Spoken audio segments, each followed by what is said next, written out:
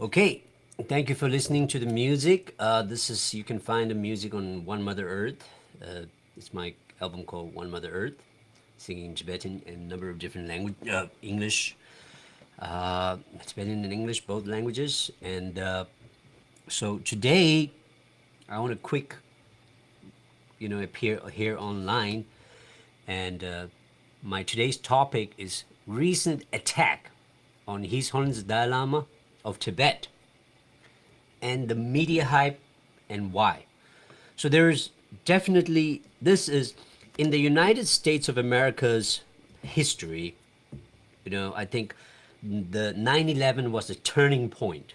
And I would like to describe in the struggle of Tibetan people's basic right, restoration for the basic rights and value of human dignity and human freedom, for restoring Tibet's original sovereignty and freedom, for finding a resolution between Tibet and China.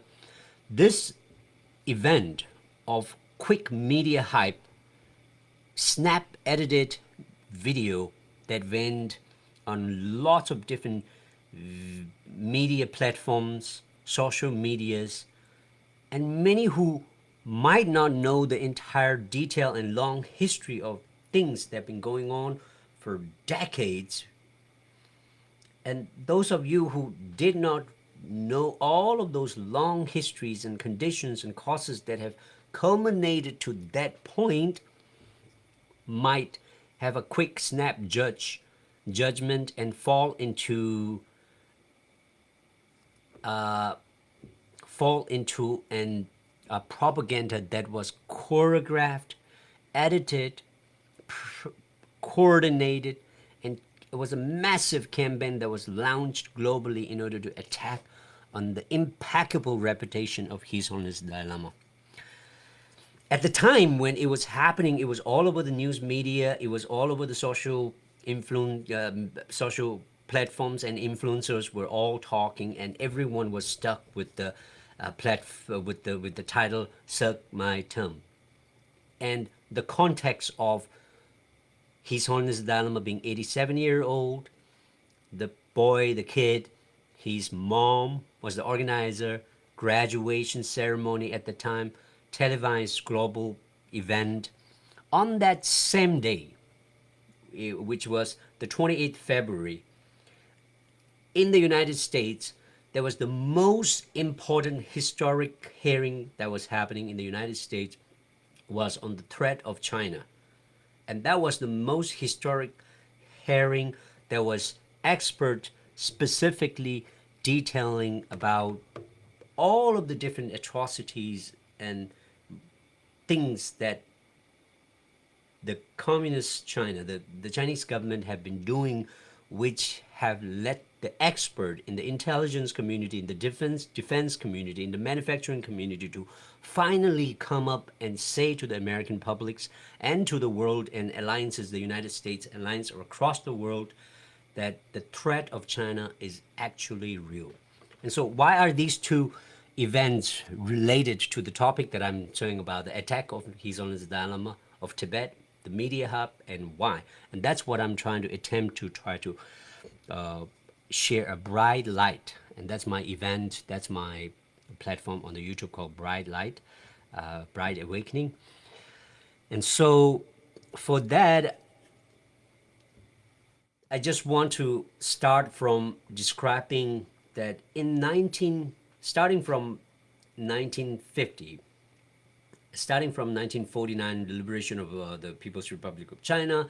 And then the first thing that the Chinese government, the Mao Zedong, did was sending troops, 25 some thousand troops, into the sovereign country that's been run by the Tibetan government, Tibetan administration, Tibetans for thousands of years. So Tibetans for the past thousands of years on the highest plateau in the world, now what's called the third pole, which is the largest concentration of ice after North Pole and South Pole. So the planet Earth is a giant spirit, the mother spirit who sustains all of, and the largest concentration of ice is on the North Pole and then the South Pole.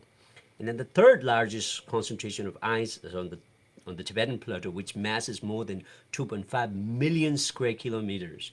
So that land has never been conquered, even though there has been influences of Mongols, of the Manchus, of many different British young husbands also brought armies in 1904, and those are historically noted in different histories.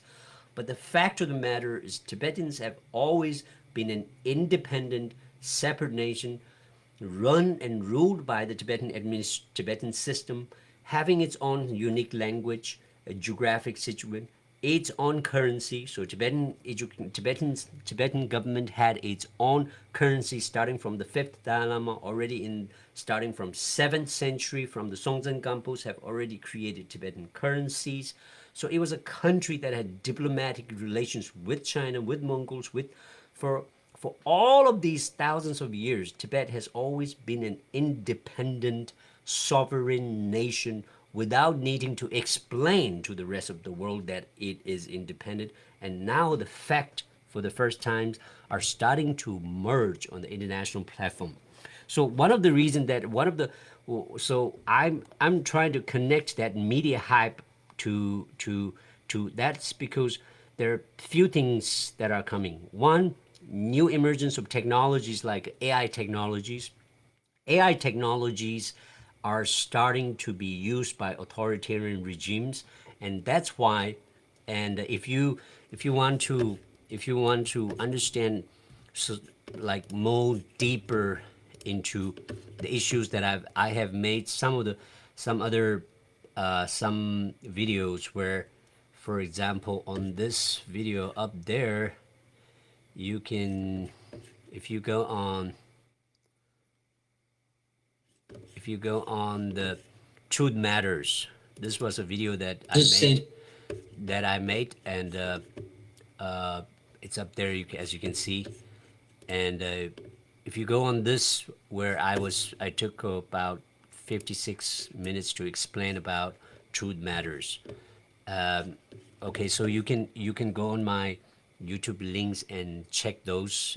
But today I'll try to focus on why that happened. So in short, if you want the blunt 1 minute instantaneous answer, it was an AI technology coordinated global campaign from the Chinese government's authoritarian secret cyber agency to launch to try to distract the rest of the world into accusing each other or accusing, and to some it may mean that here go now, Dalai Lama has been caught on the camera, and there is no such thing in the world as spiritual sacred leader or teacher. It's kind of saying there's no Jesus, no Buddha, no living beings who are truly sacred and truly pure.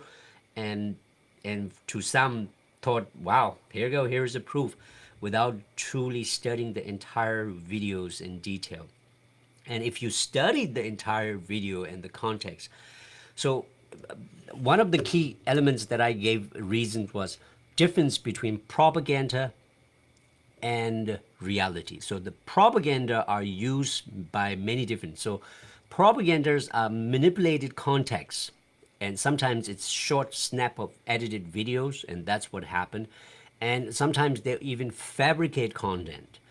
And now with AI technology, they have the power to amplify, to make it look like it's been viewed by millions of people, and that must be a computeristic, algorithmic bot, uh, coding that changes to, and that means they can either amplify or suppressed. So some of the events that have been actually viewed and are important by many can be, these technology can make it look like it's not been viewed. So both ways, either they can amplify or suppress.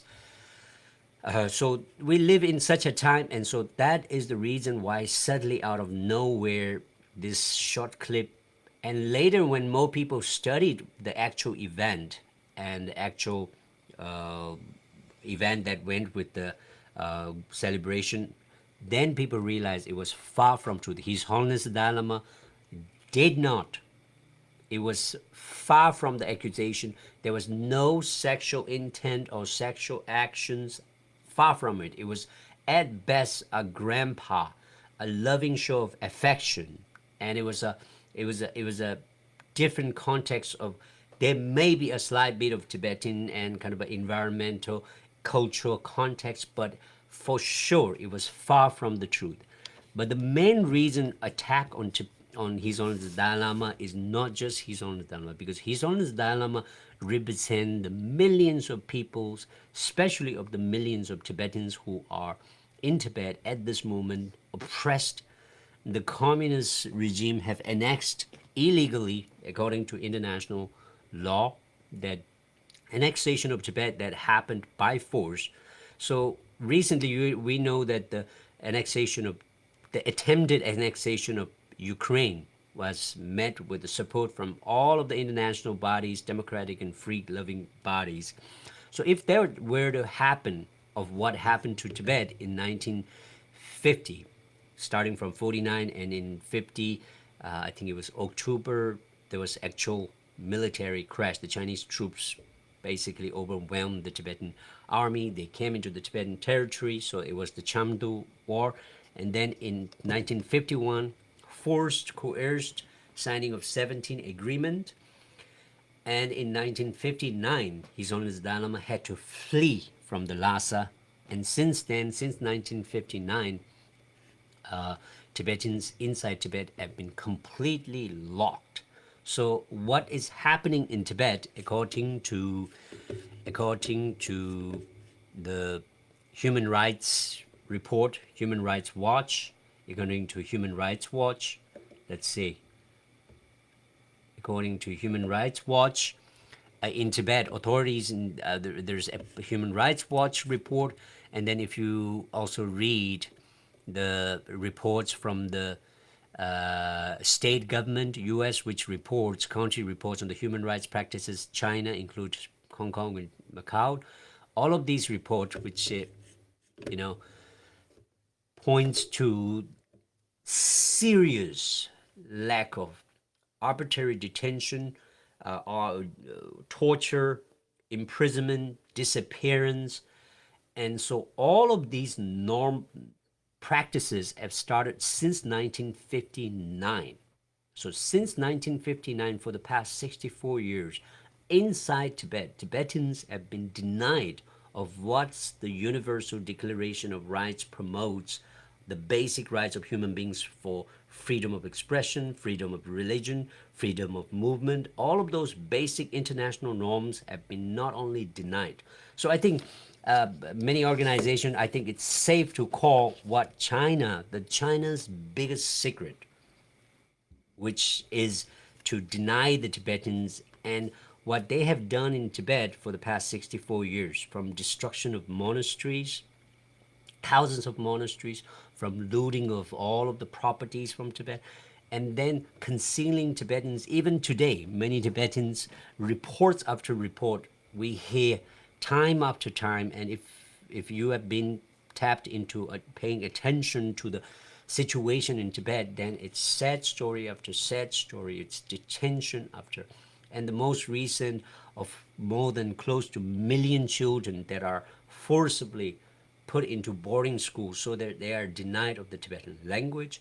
They attack on Tibetan monastic system. Tibetan monasteries are not just monasteries where monks and nuns pray, but it's also an education center. It's libraries, and so all of these attacks been going on for 64 years. So this distraction of distracting the publics into a short clip of 5 second, 10-second clip to accuse the spiritual leader of Tibet, His Holiness Dalai Lama, into child molestation was an actual distraction from the real issue, the actual issues that's been going on, which is China's oppressive activities. The China's, and I think it's fair to say, due to the more than millions of thousands of monasteries and continuously in Tibet, Tibetans still do not have the freedom to travel outside. So most of the Tibetans today are still not issued passports. So for millions of people, that's a denial of basic rights. Uh, Religion is attacked because if you have a picture of His Holiness Dalai Lama, or or visiting temples by some of the officials, Tibetans who work in the Chinese administration, are restricted. Restrictions are innumerable. So it's fair to say what the Chinese policies in Tibet are kind of like a concentration camp. It can be matched or worse than during the Hitler's ride in Europe in Second World War, where he designated the Jewish existence, the Jewish nation, the Jewish people, and his policies was to exterminate the Jewish existence. Obviously, he felt, and same I believe the Chinese government will felt terribly, but has it's been going on for 64 years since when the world started opening up, and now with the Communist Party having huge money and influence now in the democratic system in the world, they are using technologies and organized campaigns to launch this kind of attack. So this is a wake up call because it may not just only be sitting with the issues of that ongoing issue between Tibet and China and the Tibetan people and the Chinese Communist Party. So this situation can go into elections, can go into and various different reports of Chinese espionage and cyber attacks, technological theft, so on, are appearing all over. And if you do a little bit of research, but today I just want to say that despite all of these happening, one of the most important things is many countries, including United States and some other countries, might lately have been coerced into, because of economic and diplomatic and military pressures or economic pressures. Many countries have just blindly said that Tibet is part of China, but the expert and the truth matters. And in this case, I want to bring this video where Mr. Michael Van and some historians, including the Chinese historians, are speaking of the historical fact, because PRC, the People's Republic of China, or the Communist Corrupt Party, or the Communist Party, CCP, is famous at fabricating histories. It's fabricating documents to prove whatever they want to prove without relying on facts and truth. And those of you who are familiar with the Hitler or the Stalin in Russia, or any kind of a communist rules that have appeared in the world stage, many have become familiar that communist parties always have the propaganda department, which is responsible for propagating their view, which is the kind of a Chinese view that China is this great nation, 5,000-year old, and when reality is far from the truth. And then, so in the case of Tibet, the propaganda is used to try to distract people into believing that Tibet is part of China, when history and the fact disproves that. It's far from it. And also one of the other big, huge lies that the Chinese massive propaganda has been propagating or spreading all over the internet, even amongst intellectual groups, that Tibet in the past was a serf, primitive dome ruled by the Dalai Lama, and all the slaves of serf Tibetans served the rich aristocrat. Far from truth. Many of the two, and so for me, for the Tibetans and millions of Tibetans who knows the situation, these are very obvious.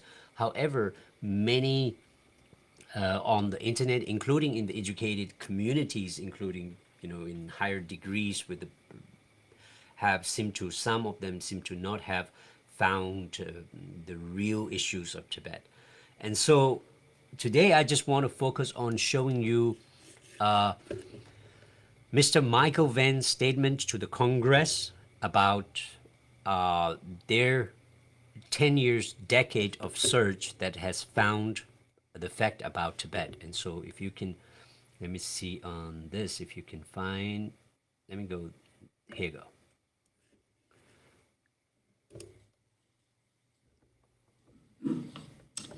Thank you, Mr. Chairman. My testimony today is based on the findings of 10 years of collaborative research, historical and legal, most of which I carried out during my tenure at the School of Historical Studies of the Institute for Advanced Study in Princeton, and the findings are published in these two books. Today, I'd like to call your attention to one of those findings and its international legal ramifications. Contrary to what the PRC claims, Tibet was historically not a part of China. Though not always independent in the modern legal sense of the term, and over the centuries subject to various degrees of Mongol, Manchu, and even British authority or influence, Tibet was never a part of China. The PRC did not inherit Tibet from the Republic of China or from earlier empires as it claims. Tibet was in fact an independent state in the modern sense of the term, in fact and law from 1912 to 1951, when the PRC took it by force. So the PRC's military invasion of Tibet constituted an act of aggression and violated the peremptory norm of international law prohibiting the acquisition of territory by the use of force against another state. And this informs the legitimacy, or not, of China's presence and rule of Tibet. China does not have sovereignty over Tibet, and therefore it is occupying Tibet illegally. That, in turn, informs the international community's legal obligations and its responsibilities regarding the Sino-Tibetan conflict. Governments are prohibited under international law from recognizing China's annexation of Tibet, and they have the positive obligation to help bring about a resolution of the Sino-Tibetan conflict, to end the occupation of Tibet, and to enable the Tibetan people to exercise self-determination. So I wanted to show this because this is very important statement, and these are historical expert, Mr. Michael Van, and later I want to also show you from another professor, Professor Lau, who also is a Chinese historian expert, and his statement was also about the Tibet from the historical documents of the Chinese emperors, starting from Yun to Ming to, from all of those historical documents, that's a reliable documents in the Chinese, and not just from the CCP or the Communist Party's propaganda department. It's not fabricated from the historical documents that China considered Tibet as always a separate alien nation, what's known as Tibet Tribune. So here I want to also try to show you that. Let me see.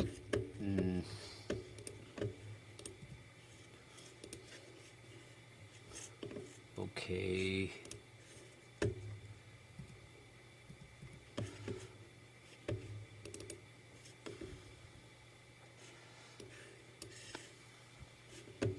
Okay. All right. So where are we? Right here. So let's watch the Professor Lau's statement. Professor, here you go.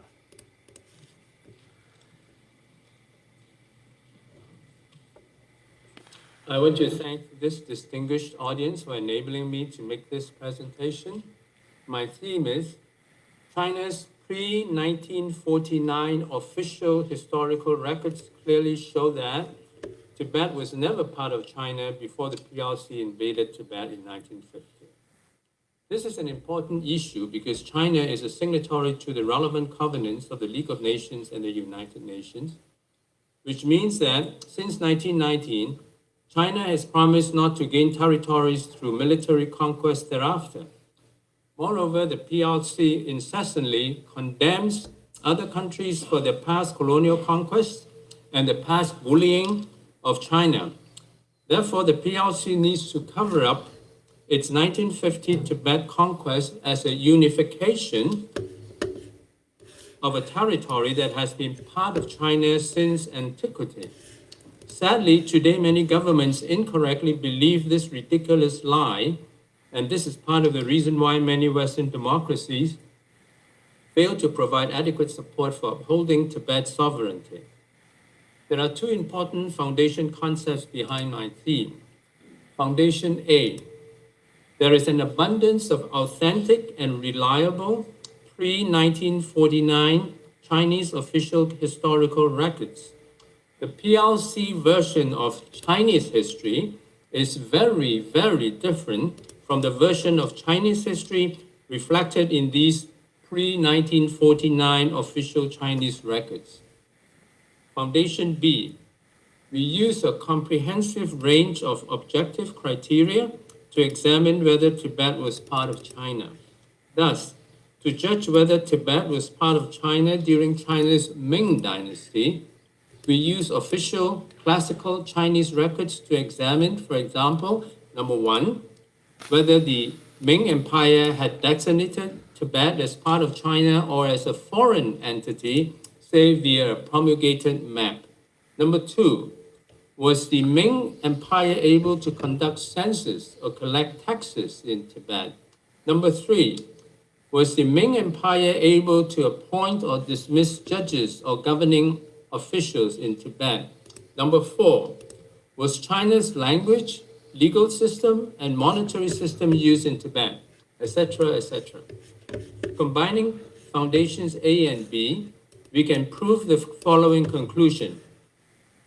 China's pre-1949 official records clearly show that Tibet was never part of China before PRC's 1950 invasion.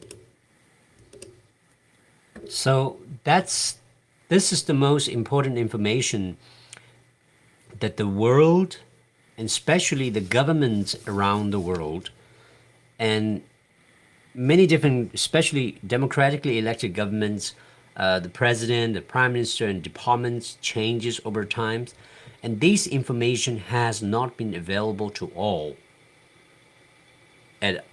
for a long time. So now it is very important that as the information, as internet, and as new information comes in, the countries needs to redesign its own relations or its own diplomatic stance. So since Tibet, now from expert and historical document from the Chinese and from the international community knows that Tibet has never been part of China. So to state from different countries to say Tibet is part of China is obviously each nation has its self-interest, and based on economic influence and coercion, they could be, but still it is a false state. And the second is that according to international rule of nations, rule of International League of Nations, United Nations, rule of laws, the basic fundamental ground upon which all of the international rules were built sits on the fundamental basic right to self-determination, which means that each country, each people, each nation have its own right to self-governing, right to international right to self-determination. And so from the base of self-determination point of view, then Tibetans also have the right to declare its own. And so neither China nor any other country can decide who is part of, whether Tibet is part of any country. So based on those, that China have never had legitimate rights in Tibet. And that is the reason why the cover-up, why the media hype, and why the attack on His Holiness the Dalai Lama. Obviously, His Holiness the Dalai Lama since 1959, because of the aggression and force used in Tibet, he became a refugee in India since 1959, and then since then he has been promoting international peace. He has been presenting the middle way policy to try to appease and find a peaceful, non-violent, a genuine resolution for the Tibet. And those are the real issues that the media hype and that the few second sexual accusation was trying to hide. And that's the main issue that I wanted to remind people to not get distracted from the real issue. And that's why I presented these two on this video, which is the international historian, lawyer Michael Van Praag's statement to the congressional hearing, U.S. congressional hearing, and also Mr. Professor Lau, a historian, professor, Chinese historian, whose statement that proves that Tibet before 1949 have never been a part of state. And he went on to later give more details on his video, which I connected with this link, and based on the past, based on taxation, which people, which group of people or the country have paid any taxes to anywhere. Those are the signs, consensus of the population also shows. So Tibet has never paid tax to China before 1959, before the military annexation of Tibet. And so these are the legal justification or proof, actual evidence that proves that Tibet has never been part of China. And so I think most of the governments that have went with the Tibet of part as China have went with the self-interest to protect its own economic relationship with China. And also they have not got these informations until recently. And so that's why putting this information in the hands of all the people is very important. And then the second reason that I wanted to show you, it's probably a fair term, a fair term to state that what's been happening in Tibet since 1959, the fact that Tibet was completely closed, not accessible to media, to the world, and even when there's a tourist, it's completely guided and monitored, and there has been torture, arbitrary detention. If you look at the U.S. States reports in 2021, the human rights in Tibet, so everywhere it's arbitrary deprived of life and other unlawful political motivated killings, disappearance. The report, it's been happening for the past 64, torture and other cruel, inhuman and degrading treatment or punishment. Prison and detention center conditions are just arbitrary arrest and detention. These reports, if you are Tibetan, we've been hearing this for the past 64 years. Denial of fair trial, political prisoners, threat, harassment, surveillance, coercion, political motivated imprisonment. And so now this is U.S. States report on the human rights in Tibet. And now this is the Human Rights Watch. So it says also there's so many. So authorities in Tibetan areas continue to enforce severe restrictions of freedoms of religion, freedoms of expression, movement, and assembly. Popular concerns over issues such as mass relocation, environmental degradation, All the phasing out of Tibetan language in primary education were met with a repression. Local officials are required to educate the public on obeying the law, and cash rewards are offered to citizens to prepare inform on others.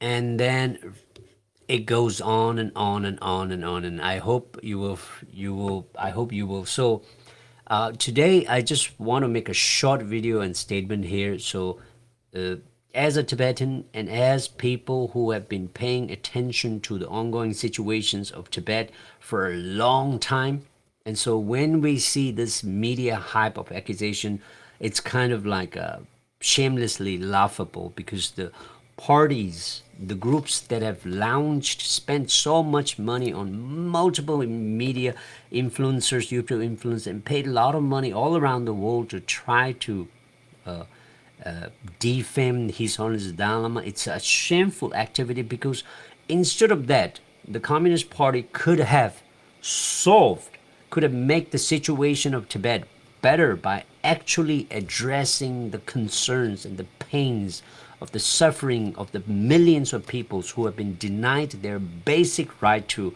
freedom, right to religion, right to faith, right to movement. And so that is the kind of state.